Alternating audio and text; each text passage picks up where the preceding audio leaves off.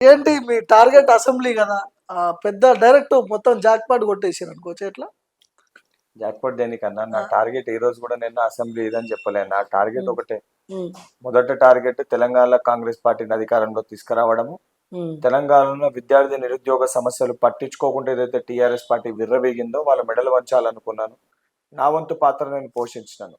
కానీ రాజకీయంలో సంబంధించి రాజకీయ ప్రస్థానంలో మీకు గత ఇంటర్వ్యూలో కూడా చెప్పిన, బహుశా అవును, ఒక వారం అవును, క్రితమే మీకు చెప్పిన, అవును, 100% కాంగ్రెస్ పార్టీ నా కష్టాన్ని గుర్తిస్తుంది. ఉమ్, రేవంత్ అన్న గారి నాయకత్వంలో సముచిత స్థానం బల్మూరి వెంకట్కి కల్పిస్తారని చెప్పి మీకు అవును, చెప్పిన రోజు మీరు కూడా అన్నారు అవును, కాంగ్రెస్ పార్టీ ఇట్లనే వాడుకొని వదిలేస్తుంది అని చెప్పారు. అవును, కానీ కాంగ్రెస్ పార్టీ కోసం స్వార్థం లేకుండా ఉమ్, కష్టకాలంలో ఒక కార్యకర్త లెక్క పనిచేస్తే ఉమ్, తప్పనిసరిగా కేంద్ర నాయకత్వము, రాష్ట్ర నాయకత్వము ఉమ్, యువకులకి ఏజ్కి అతీతంగా ఉమ్, వయసుని లెక్క చేయకుండా అతి చిన్న వయసులో పెద్దల సభకి నాకు అవకాశం కల్పించిందంటే కాంగ్రెస్ పార్టీ యువత పట్ల, యువతని రాజకీయాల్లో ప్రోత్సహించాలని ఎంత కంకణబద్దున ఈ కాంగ్రెస్ పార్టీ ఉందనే దానికి ఇది ఒక ఎగ్జాంపుల్. అవును. అయితే నేనేమనుకున్నా అంటే సరే, ఎన్ఎస్ఏలో పోరాటం చేసి విద్యార్థుల తరపున కొట్లాడిరు, ఇవన్నీ జరిగినాయి కానీ ఏదో కార్పొరేషన్తో సరిపుచ్చుతారు అనుకున్నా నేను. పెద్దల సభకి పంపిస్తారని ఇదంతా ట్విస్ట్ ఇది. ఎవరు అనుకోలేదు. దయాకర్ లాంటి వాళ్ళని పక్కన పెట్టి మిమ్మల్ని పంపించడం అంటే మీరు అనుకున్నారా శాసన మండలికి పోతాని? ఒకటి, దయాకర్ అన్నని పక్కన పెట్టి బల్మూరి వెంకట్ని తీసుకురాలే తెరపైకి. ఆ, దయాకర్ అన్నకి ఇంకా పెద్ద స్థానం కల్పించాలనే ఉద్దేశంతో, ఉమ్, వారికి ఇంకేదో మంచిది జరగాలనే ఉద్దేశంతో వారిని దీంట్లో ఆపడం జరిగింది. ఉమ్. అండ్ బల్మూరి వెంకట్ ని అతి చిన్న వయసులో ఎవరు ఊహించలేని మీరు అవును, అనుకుంటారు. ట్విస్ట్ ట్విస్ట్ ఇది నిజంగా. కానీ ఒక విద్యార్థి నాయకుని దశలో ఉండి ఉమ్, ఆ రకంగా పోరాటం చేయగలుగుతాడని చెప్పి కూడా గతంలో ఎవరు ఊహించలే. అంటే ఉమ్, అంత పెద్ద పోరాటాలు చేయగలుగుతాము, టీఎస్పీఎస్సీ పేపర్ లీకేజ్ కానీ, బాసర ట్రిపుల్ ఐటీ కానీ, ఉమ్, అనేక అంశాలు ఏవైతే మేము లేవనెత్తినాయి, అంటే నేనంటే ఒక్కరిని కాదు, ఎన్ఎస్ఏ ఉమ్, లేవనెత్తినాయి, ఉమ్. రాష్ట్ర స్థాయి ఉద్యమాల లెక్క మారినాయి.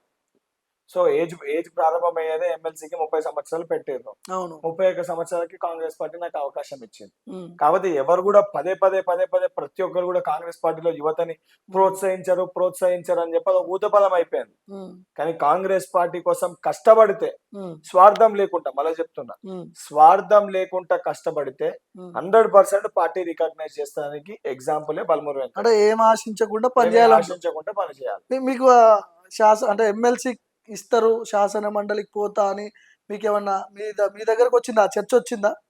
ఇది మీకు కూడా ట్విస్ట్ అయినా లేకపోతే? ట్విస్ట్ ఏముంది, ఆ, నాకు నమ్మకం ఉండే నా పార్టీ పైన. ఆ, ఇప్పుడు పార్టీ కోసం కష్టపడి పనిచేసిన, ఉమ్, నా ప్రాణాలు పోయినా పర్లేదు పార్టీని అధికారంలోకి తీసుకురావాలని ఒక లక్ష్యంతో పనిచేసిన, ఉమ్, రేవంత్ అన్న గారు ముఖ్యమంత్రి అయిన తర్వాత ఉమ్, రేవంత్ అన్న ఆదేశించక ముందే ఉమ్, ఆ సమస్యని పోయి పరిష్కరించి దానిపైన నా గలమెత్తి దానిపైన పోరాటం చేసిన తర్వాత అన్న నన్ను, ఉమ్, అంటే అన్న నాకు అప్రిషియేట్ చేసే విధంగా నేను పని చేస్తుండే. ఉమ్, అదే విధంగా బట్టి గారు కానీ, శ్రీధర్ అన్న కానీ, సీతక్క గారు కానీ, పొన్నమన్న కానీ, ఎవరైతే పార్టీలు ఉన్న క్రియాశీలక నాయకులు అందరితోటి కూడా కలిసిమెలిసి ఉంటుండే, ఉమ్, అందరితో ఒక తమ్ముని లెక్క పనిచేసిన. సో ఉమ్, తప్పనిసరిగా నన్ను నా కుటుంబ సభ్యులు కాపాడుకుంటారు, సముచిత స్థానం కల్పిస్తారు. సముచిత స్థానం అనేది బల్మూరి వెంకట్ బాగుపడని కాదు, ఉమ్, రేపు పొద్దున ఈ తెలంగాణ సమాజ అభివృద్ధి కోసము, విద్యార్థుల నిరుద్యోగుల కోసం సమస్యలు ఏ రకంగా పరిష్కరించాలి. ఉమ్, 9 సంవత్సరాలకి వీరు పోరాటం చేసిండు కాబట్టి ఉమ్, వీడు ఆ స్థానంలో ఉంటే ఉమ్, ప్రాపర్ ఇన్పుట్ చేయగలుగుతాడు. ప్రభుత్వానికి విద్యార్థుల నిరుద్యోగులకు మధ్యలో ఒక సమన్వయకర్త లెక్క బల్మూరి వెంకట్ వ్యవహరించగలుగుతాడు, వాళ్ళ ప్రతినిధి లెక్క ఉండగలుగుతాడు అని చెప్పి ఈ రోజు ఈ అవకాశం కల్పించారు. సో గత ప్రభుత్వంలో కేసీఆర్ హయాంలో వెంకట్ మీద ఎన్ని కేసులు పెట్టుండొచ్చు? 88 కేసులు ఉన్నాయి నా పైన. మొత్తం విద్యార్థుల కోసము 88 టీఎస్పీఎస్సీ. 88 కేసెస్ ఉన్నాయి మొత్తం. ఆ, ఇప్పుడు నా అఫిడవిట్ లో కూడా ఆ, సబ్మిట్ చేసిన నామినేషన్ దాంట్లో 88 కేసులు మెన్షన్ చేసి డీటెయిల్స్ ఇచ్చిన. ఉమ్, అది పబ్లిక్ డొమైన్ లో కూడా పెడతారు కదా, మీరే చెక్ చేసుకోవచ్చు. ఓకే. మరి ఇబ్బంది ఏమి ఉండదు, అన్ని కేసులు ఉన్నాయి కదా? కేసులు నేను ఆ, నా వ్యక్తిగతంకో, నా ఉమ్, ఇంట్లో పంచాయతీకో, నా ఇంట్లో కోసమో, నా భూమి కోసమో, లేకపోతే ఆస్తి కోసమో, డబ్బుల కోసమో, దొంగతనమో, డెకాయిటీ చేసి పెట్టిన కేసులు కాదు. ఉమ్, ఏ కళతోటి కాంక్షతోటి సోనియా గాంధీ గారు తెలంగాణ రాష్ట్రాన్ని ఇచ్చారో, ఉమ్, ఏ కళతోటి కాంక్షతోటి తెలంగాణ ప్రజలు తెలంగాణ రాష్ట్రాన్ని కోరుకున్నారో, ఉమ్, ఆ కళల్ని కాంక్షల్ని నెరవేర్చకుండా ఒక డిక్టేటర్షిప్, ఒక గడిల పాలన కొనసాగితే ఒక ఉమ్, తెలంగాణ విద్యార్థి లెక్క, నిరుద్యోగి లెక్క నా వంతు పాత్రగా దానిపైన పోరాటం చేసి ఉమ్, ఏదైతే బంగారు తెలంగాణని సాధించాలని చెప్పి సోనియా గాంధీ గారి ఆశయాలను నెరవేర్చాలనే ఉద్దేశంతో తెలంగాణలో కాంగ్రెస్ పార్టీని అధికారంలో తీసుకురావాలని ప్రయత్నిస్తే ఆ ప్రయత్నంలో భాగంగా బల్మూరి వెంకట్ పైన కేసులు పెట్టారు. సో, దయాకర్ అన్న విషయానికి వస్తే అంటే ఆయన మా ఛానల్లో ఒక ఇంటర్వ్యూలో మాట్లాడుతూ వెంకట్‌కి ఖచ్చితంగా అంటే సముచితమైన స్థానం కల్పించింది కాంగ్రెస్ పార్టీ. ఎన్నో బోన్స్ ఇరగ్గొట్టుకున్నాడు. బోన్స్ లొకేట్ అయినాయి. ఇవన్నీ అంటున్నాడు. నిజమేనా? ఏమేం జరిగింది మీకు ఈ పోరాటంలో? నేను 2015 ఆ! ఏప్రిల్ 15 రోజు ఎన్ఎస్ఏ రాష్ట్ర అధ్యక్షుని లెక్క హ్మ్. ఎన్నుకోబడ్డాను. హ్మ్. ఎన్నుకోబడ్డ రోజుకెళ్ళి నేను పోరాటం చేస్తూ దాదాపు నా పైన మొదట ఒక కేసు పెడితేనే భయం అవుతుంది. అంటే ఈ జనరేషన్ లో నేను వైద్య వృత్తికి వచ్చాను, ఒక డాక్టర్ని బై ప్రొఫెషన్. హ్మ్. ఒక కేసు తోటే భయపడితే దాదాపు 88 కేసులు పెట్టారు. హ్మ్. 4 సార్లు నన్ను జైల్లో పంపారు. హ్మ్. దానితో పాటు ఇనకపోతే భౌతికంగా కూడా దాడి చేసి నా పైన దాడి చేస్తే నా 8 ఎముకలు కూడా ఇరిగినాయి. హ్మ్. మరొకసారి ఏదైతే సిద్దిపేట హరీష్ రావు గారి కాన్స్టిట్యున్సీ ఆడ చిన్నపిల్లలకి ఫుడ్ పాయిజన్ అయింది, పోయి కలిసొద్దామని చెప్పి ప్రయత్నిస్తే నెత్తిపైన కొడితే బ్రెయిన్ లో బ్లడ్ క్లాట్ అయితే ఇదే యశోద హాస్పిటల్లో ఆ రోజు అడ్మిట్ అయినాను.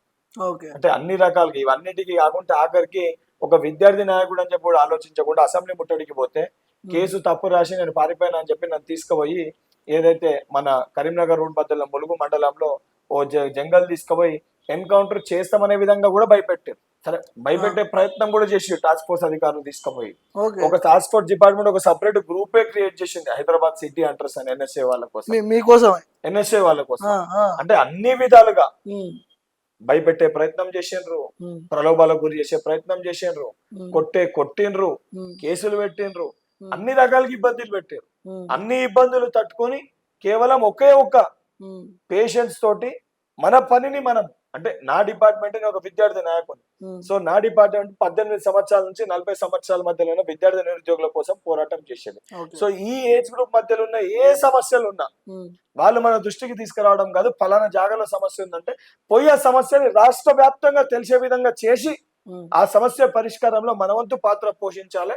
ఆ పాత్ర రేపు పొద్దున కాంగ్రెస్ పార్టీకి లాభం కావాలి. ఎందుకంటే దానివల్ల పార్టీ అధికారంలోకి వస్తేనే ఆ సమస్యలు పరిష్కారం అయితే ఏకైక లక్ష్యంతో నేను గాని ఈ రోజు ఈ స్థాయిలో నేను ఉన్నా అంటే, హ్మ్. ముఖ్యంగా ఈ రోజు ఈ స్థాయిలో నేను నిలబడగలిగినా, నేను పోరాటం చేయగలిగినా అంటే ఫస్ట్ ఎఫర్ట్స్ నా ఎన్ఎస్ఐ హ్మ్. కమిటీకి. ఓకే. మొదటిసారి నేను రాష్ట్ర అధ్యక్షుడు ఉన్న ఎన్ఎస్ఐ కార్యవర్గ సభ్యులకి, హ్మ్. ఇప్పుడున్న నా ఎన్ఎస్ఐ కార్యవర్గ సభ్యులకి, మా జిల్లా అధ్యక్షులు గాని, రాష్ట్ర ఉపాధ్యక్షులు, ప్రధాన హ్మ్. కార్యదర్శులు, కార్యదర్శులు, అదేవిధంగా జిల్లా office bearers, state office bearers, దానితో హ్మ్. పాటు నా పనిని గుర్తించి నేను హ్మ్. ఎక్కడ పోరాటం చేసినా కష్టకాలంలో ఏదైతే మీడియా గాని, యూట్యూబ్ ఛానల్స్ గాని ఇవన్నీ కూడా దీన్ని ప్రచారం చేసి అవును.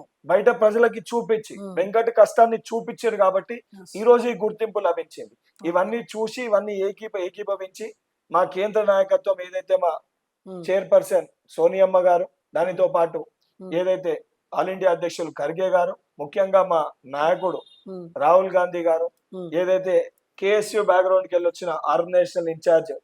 కేసీ వేణుగోపాల్ గారు, హ్మ్. దాంతో పాటు NSC all India incharge Kanhaiya Kumar గారు, హ్మ్. రాష్ట్రంలో ఏదైతే కొత్త తరానికి ప్రోత్సహిస్తా అని చెప్పి హుజరాబాద్ టికెట్ తోటి ఒక మెసేజ్ ఇచ్చిన రాష్ట్ర ముఖ్యమంత్రి వర్యులు రేవంత్ రెడ్డి గారు, ఉప ముఖ్యమంత్రి వర్యులు బట్టి విక్రమార్క గారు, ఓకే. మంత్రివర్గంలో ఉన్న ప్రతి మంత్రి, ప్రతి శాసన సభ్యుడు, హ్మ్. వీళ్ళందరి సహకారంతో బల్మూరి వెంకట్ ఈ రోజు ఈ స్థాయిలో ఉన్నాడు. ఇదేదో హ్మ్. కష్టంగా నా ఒక్కంతోటి అయ్యే పని కాదు, ఒకడు పోరాటం చేస్తే అయ్యేది కాదు. ప్రతి ఒక్కరి పాత్ర ఉంది. ఆ పాత్రలో ఒక బాధ్యునిగా ఒకడు ముందుండాలి కాబట్టి బల్మూరి వెంకట్ ముందుండి పోరాటం చేసినది కాబట్టి నాకు పేరు వచ్చింది.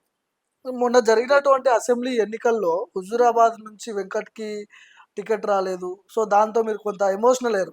అప్పుడు నేనే మీకు ఫోన్ చేసిన. వేరే సంస్థలో, వేరే ఛానెల్‌లో పనిచేస్తున్నప్పుడు, "ఏంటి మీకెందుకు దక్కలేదు టికెటు" అని ఆ మాటలు మాట్లాడినప్పుడు కొంత ఎమోషనల్ అయ్యారు. ఆ సిట్యుయేషన్ వచ్చింది గదా! తర్వాత నాకు ఇంకా ఛాన్స్ ఉంటదని నమ్మకం నమ్మిర్రా అప్పుడు మీరు? 100%. హ్మ్. నేను మొదటి రోజుకెళ్ళి కూడా హ్మ్. నన్ను కాంగ్రెస్ పార్టీ పిచ్చోడని చెప్పని అంటారు. హ్మ్. పార్టీ ఎన్ని చేసినా హ్మ్. హుజరాబాద్ ఎన్నికల సమయంలో కూడా బలహీనుడు అన్నారు, బలిపశువు అన్నారు, మనోడు తిట్టిండు, బయటోడు తిట్టిండు. అవును. కానీ నేను ఒకటే మాట చెప్పిన, హ్మ్. కష్టకాలంలో పార్టీ గుర్తించి పార్టీకి నీ అవసరం ఉంది, హ్మ్. నువ్వు పోటీ చెయ్యాలి. హ్మ్. ఎందుకంటే ఇక్కడ టికెట్ ఇస్తే ఇది ప్రత్యేకమైన పరిస్థితులు ఉన్నాయి, ప్రలోభాలు భయభ్రాంతులకు గురి చేసినా కూడా ఇవన్నింటినీ తట్టుకొని నికార్సుగా పార్టీ కోసం నిలబడాలి, ఆఖరి నిమిషం వరకు ప్రాణం పోయినా పర్లేదు పార్టీ పక్షాన ఉండాలని చెప్పని ఆ రోజు పార్టీ నన్ను ఆదేశించింది.